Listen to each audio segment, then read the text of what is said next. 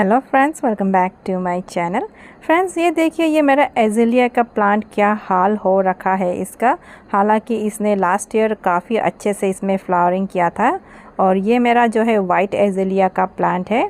तो आज मैं संडे को इसी के ऊपर काम करूंगी, ऐसा मैंने सोचा है। तो मैंने सोचा कि इसका वीडियो क्यों ना आप लोगों के साथ भी शेयर कर लिया जाए। तो चलिए बिना देरी किए काम स्टार्ट करते हैं। तो चलिए सबसे पहले हम काम करते हैं सॉइल मिक्सचर की। सॉइल मिक्सचर के लिए मैंने लिया है cow dung compost, rice husk, river sand और गार्डन की टॉप सॉइल। और देखिए फ्रेंड्स, ये राइस हस्क ही है। ये देखिए, आप जब भी राइस हस्क का इस्तेमाल करें, मेक श्योर करें कि ये 3 से लेकर 4 महीने पुराने हो। जब भी मैं सॉइल मिक्सचर तैयार करती हूँ, मैं हैंड ग्लोव लगाना कभी नहीं भूलती। तो चलिए, अब मैंने हैंड ग्लोव लगा लिया है। तो अब इसे मिक्स करते हैं। जितने भी मेरे आउटडोर प्लांट्स हैं उसके लिए मैं सॉइल मिक्सचर बनाते समय कोकोपीट की जगह पर राइस हस्क लेना पसंद करती हूँ, क्योंकि गर्मियों के मौसम में हमारे यहाँ पर बहुत ज़्यादा बारिश होती है और कोकोपीट मॉइस्चर को होल्ड करके रखने का काम करता है। तो चलिए अब हम एज़ेलिया प्लांट को निकालने का काम करते हैं। इसे टच करके ही लग रहा है कि ये काफ़ी आसानी से निकल जाएगा। ये देखिए, मैंने थोड़ा सा कोशिश किया और थोड़े से कोशिश में ही ये बहुत ही आसानी से निकल गया है। फ्रेंड्स, ये देखिए, एज़ेलिया प्लांट्स का रूट्स ज़्यादा डीप नहीं जाता, काफ़ी सेलो रूट्स वाला प्लांट होता है। ये देखिए, अब मैंने प्लांट को इस गमले से निकाल दिया है और ये कुछ इस तरह से लग रहा है। इस पुराने सॉइल मिक्सचर को भी मैं फेंकूँगी नहीं, इसे भी मैं यूज़ करूँगी। इसे यूज़ करने के लिए मुझे इसे बाहर निकालना होगा और ऐसे खाली ज़मीन पर मैं इसे बाहर निकालूंगी तो मुझे इसे रीयूज़ करने में मुझे प्रॉब्लम हो सकता है। इसीलिए मैं इस खाली ज़मीन पर क्या करूंगी कि ये प्लास्टिक का जो बोरा होता है, मैं इसे यहाँ पर इस ज़मीन पर इसे मैंने बिछा दिया है।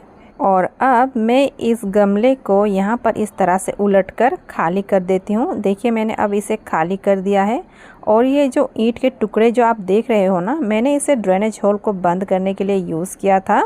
अब मैं इस ईंट के टुकड़े को भी मैं फेंकूंगी नहीं, इसे भी मैं दोबारा से ड्रेनेज होल बंद करने के लिए इस्तेमाल करूंगी। इसीलिए मैं इसके एक एक टुकड़े को मैं इस तरह से जमा करूंगी ताकि मैं इसे दोबारा से इसके भी इस्तेमाल कर सकूं। यहाँ पर जो है मुझे एक प्लास्टिक का बोरा थोड़ा सा कम पड़ रहा था, इसलिए मैंने दूसरा प्लास्टिक का बोरा भी इस पर इस तरह से जोड़ लिया है। क्योंकि जो है अब मुझे ये पुराने सॉइल मिक्सचर और फिर नए सॉइल मिक्सचर को एक साथ बिल्कुल अच्छी तरह से मिक्स करना होगा। उसके बाद ही मैं इस पर नए प्लांट ग्रो कर पाऊँगी। और इस प्लांट को भी मैंने यहाँ पर साइड कर दिया है। और अब मैं जो है, ये देखिए, ये मेरा नया सॉइल मिक्सचर है और जो है ये नए सॉइल मिक्सचर को मैं धीरे धीरे करके इस तरह से डालूँगी। और पुराने सॉइल मिक्सचर और नए सॉइल मिक्सचर को मैं बिल्कुल अच्छी तरह से इस तरह से मिलाऊंगी। वैसे पुराने सॉइल मिक्सचर को अगर आप रीयूज़ करना चाहते हो तो सबसे बेस्ट है कि आप इसे धूप में फैलाकर एक आध दिन धूप में अच्छी तरह से सूखने दे, तो फंगस अटैक का कोई ख़तरा नहीं रहता पुराने सॉइल मिक्सचर में, क्योंकि फंगस वगैरह होने का ज़्यादा चांसेस रहता है। लेकिन क्या है ना फ्रेंड्स कि ये पुराने सॉइल मिक्सचर जो है मैं ऑलरेडी बहुत दिनों से ये धूप पर ही था, तो मुझे इतना ज़रूरी नहीं लगा कि मैं इसे फिर से दोबारा से धूप पर सुखाऊं। तो इसीलिए मैंने इसे ऐसे ही मैं ऐड कर रही हूँ। सॉइल मिक्सचर तैयार होने के बाद हम वापस पुराने प्लांट के पॉट पर आते हैं। देखिए, इसका हालत कुछ ऐसे हो रखा है। अब मुझे इसे अच्छे तरीके से धोना होगा, क्योंकि एक बार अगर पॉट में प्लांट लग जाए तो उसके बाद इसे अच्छे से सफाई करना काफ़ी मुश्किल हो जाता है। ये मेरे गार्डन पर लगा हुआ एक नल है। प्लांट को वाटरिंग करना या फिर पॉट की साफ़ सफाई का काम मैं इसी नल पर करती हूँ। पहले तो मैं इसे जो है हल्के हल्के हाथों से चारों तरफ जो है पॉट को पानी से भिगोने की कोशिश करूँगी, ताकि यहाँ पर जितने भी मिट्टी वगैरह लगे हैं ये अच्छी तरह से चली जाए।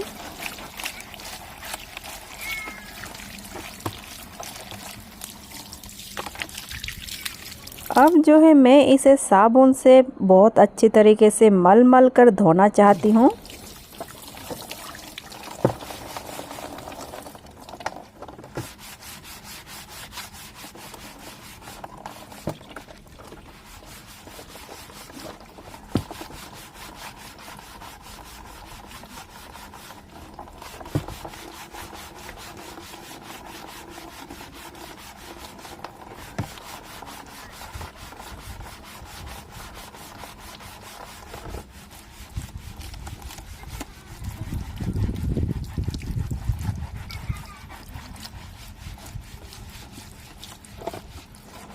वैसे तो अब ये बिल्कुल साफ़ हो चुका है, फिर भी मैं एक बार साफ़ पानी से इसे एक बार अच्छे तरीके से एक बार धो देती हूँ। और ये देखिए फ्रेंड्स, ये क्या हुआ, मैं इधर पॉट धोने में बिज़ी थी और मेरे घर वाले ने जो है घर की साफ़ सफाई करके घर वगैरह धो के इस साइड पानी फेंक दिया।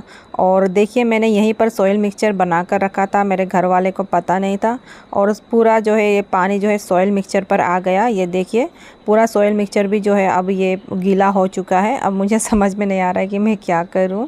मुझे थोड़ा दुख भी हो रहा है क्योंकि मैंने काफ़ी दिल से मैंने ये सॉइल मिक्सचर तैयार किया था, पर जो भी हो अब आधा अधूरा काम नहीं छोड़ सकते, तो काम तो पूरा करना होगा ना फ्रेंड्स। तो ये जो है मैं ईंट के टुकड़े से मैं ये ड्रेनेज होल को इस तरह से मैं बंद कर रही हूँ, क्योंकि अब मैंने प्लांट निकाल लिया है तो मैं उस प्लांट को मैं आधा अधूरा करके नहीं छोड़ सकती। और ये देखिए फ्रेंड्स, ये मेरा किचन वेस्ट कंपोस्ट है। हरी साग सब्जी और फल के छिलके को सड़ाकर मैं इसे तैयार करती हूँ। ड्रेनेज होल को बंद करने के बाद मैं पॉट के बॉटम में मैं इसे लगाती हूँ। इससे लगाने से क्या होगा फ्रेंड्स कि हमारे यहाँ पर बहुत ज़्यादा हैवी रेनफॉल होती है, तो चाहे जितना भी हैवी रेनफॉल हो तो इसे अगर आप ड्रेनेज होल में लगाओगे ना तो आपके प्लांट जो है हैवी से हैवी रेनफॉल, ज़्यादा से ज़्यादा बारिश को भी ये झेल पाएगा, क्योंकि ये एक तो ये कंपोस्ट का काम करेगा और दूसरा जो है ये ड्रेनेज होल को काफ़ी अच्छे से मेंटेन करके रखता है फ्रेंड्स। तो अगर आप कोई भी प्लांट लगा रहे हो, वेजिटेबल प्लांट या फिर फ्लावरिंग वाले प्लांट बड़े साइज़ के पॉट में लगा रहे हो, तो इस तरह के किचन वेस्ट कंपोस्ट को आप बॉटम में डालना बिल्कुल ना भूलिएगा फ्रेंड्स। पॉट धोते वक्त मैंने हैंड ग्लोव को निकाल दिया था, अब मैं दोबारा से इसे लगा रही हूँ, क्योंकि सॉइल मिक्सचर का मैं जितना भी काम करती हूँ ना फ्रेंड्स, मैं हैंड ग्लोव के साथ ही करती हूँ। कोई भी इंडोर प्लांट लगाते समय या फिर कोई भी ऐसा प्लांट जो कि काफ़ी जिसका रूट से काफ़ी डेलिकेट हो या फिर प्लांट डेलिकेट हो, तो ऐसे प्लांट को तो मैं लगाते समय हमेशा हैंड ग्लोव को रिमूव करके अपनी उंगलियों की मदद से टच करके फील करके ही मैं लगाती हूँ फ्रेंड्स। लेकिन ये जो हमारा एज़ेलिया प्लांट है ना, ये इतना भी डेलिकेट नहीं है, और इसके अलावा मेरा सॉइल मिक्सचर भी तो अब गीला गीला सा हो गया है, तो इसके लिए तो मुझे हैंड ग्लोव का इस्तेमाल करना ही होगा ना friends. More than 50% soil mixture डालने के बाद मैं हल्के हल्के हाथों से प्रेस करूँगी। उसके बाद यहाँ पर जो है प्लांट को मैं इस तरीके से रख दूँगी। उसके बाद इसे भी हल्के हल्के हाथों से प्रेस करूँगी। उसके बाद यहाँ पर जो है ऊपर में सॉइल मिक्सचर और मैं कुछ थोड़ा सा सॉइल मिक्सचर यहाँ पर ऐड कर दूँगी इस तरह से। मुझे ये काम काफ़ी ध्यानपूर्वक करना होगा फ्रेंड्स, क्योंकि मिट्टी काफ़ी गीला हो चुका है। मेरे थोड़ी सी गलती करने पर मेरा प्लांट पूरा ख़राब हो सकता है। पूरी मिट्टी डालने के बाद अब मैं इसे हल्के हल्के हाथों से प्रेस करूँगी, पर इतने भी ज़ोर से प्रेस नहीं करूँगी। अगर ये मिट्टी सूखा होता तो मैं काफ़ी ज़ोर से प्रेस करती, पर अब मैं इसे ज़्यादा ज़ोर से प्रेस नहीं कर सकती क्योंकि मिट्टी काफ़ी गीला है। अब मुझे इसे लगाकर हो गया है और इसका मिट्टी तो देखिए, अब मैं बार बार गीला गीला नहीं बोलूँगी, तो इस पर आपको समझ में आ ही गया होगा कि अब मैं इस पर वाटरिंग नहीं करूँगी। ये प्लांट लगा कर तो हो गया, मेरे पास और एक एज़ेलिया प्लांट है, अभी मैं आपको दिखाती हूँ। चलिए, ये और एक एज़ेलिया का प्लांट और इसका भी हालत कुछ खास नहीं है फ्रेंड्स। और मैंने इसे जो है चारों तरफ इस तरह से सीमेंट का वॉल टाइप का उठाकर मैंने बनाया है। मैंने इसे कैसे बनाया ऑलरेडी वीडियो शेयर कर चुकी हूँ, फिर भी अगर आप देखना चाहें तो लिंक डिस्क्रिप्शन बॉक्स में दे रही हूँ।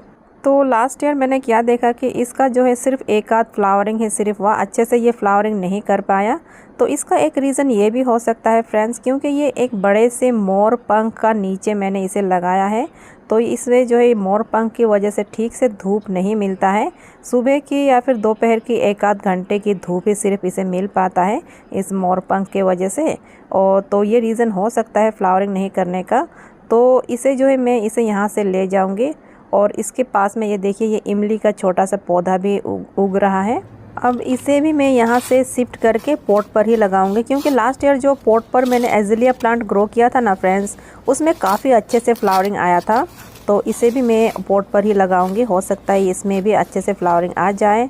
और ये देखिए कितने आसानी से निकल गया। ये देखिए इसका रूट्स कितना सेलो है ना, मतलब इतने छोटे से टूल के अंदर ही आ गया। तो चलिए अब हम इसे ले जाते हैं पॉट के पास और रिपोर्ट करते हैं। पॉट पर मैंने पहले से ही मोर देन 50% सॉइल मिक्सचर डाल रखा है और अब मैं यहाँ पर इसे आराम से प्लांट को जो है यहाँ पर इस तरह से रख देती हूँ। और अब मुझे यहाँ पर ऐड करना होगा सॉइल मिक्सचर। तो चलिए देखते हैं सॉइल मिक्सचर की क्या हालत हो रखा है।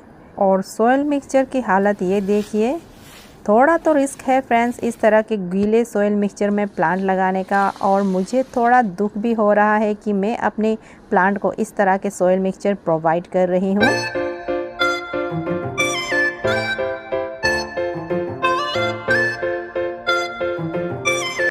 तो फ्रेंड्स कैसे भी करके गीली मिट्टी से ही सही इन दोनों एज़ेलिया प्लांट को अब मैंने शिफ्ट कर दिया है। ये फ्लावरिंग करता है या नहीं, कैसे ग्रो करता है, इसका अपडेट आपके साथ शेयर करती रहूँगी। मेरे चैनल पर ऐसे ही बने रहिएगा। पॉट साइज़ की मैं बात करूँ तो ये 13 से लेके 14 इंच तक का है। Okay then, bye bye, take care.